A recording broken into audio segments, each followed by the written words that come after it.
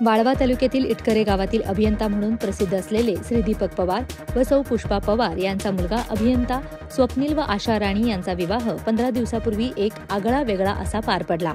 या विवाह सोहळ्यामध्ये त्यांनी वेगळा मंडप उभारला होता, जिथे सर्वांना उपयुक्त असा पुस्तक स्टॉल ठेवला होता।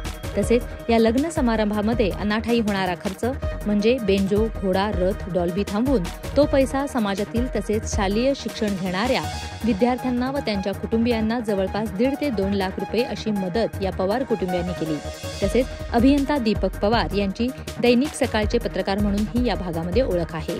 मुलगा स्वप्नील पवार हा अभियंता असून उच्च शिक्षित असून देखील त्यांनी या अनाठायी खर्चाला बगल देऊन एक विधायक कार्य केले आहे। त्यांचे कौतुक सर्वच ठिकाणी होत आहे। पत्रकार दिनाचे औचित्य साधून त्यांनी जिल्हा परिषद शाळा इटकरे, डॉक्टर बापूजी साळुंखे विद्यालय इटकरे तसेच अंगणवाडी स्पर्धा परीक्षा देणाऱ्या मुलांना रोख रक्कम म्हणून सहकार्य केले।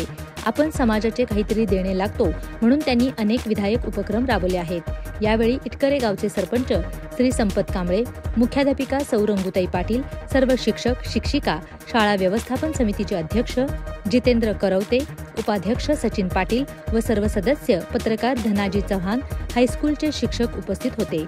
यावेळी पत्रकार दिनानिमित्त श्री दीपक पवार व धनाजी चव्हाण यांचा यथोचित सत्कार करण्यात आला।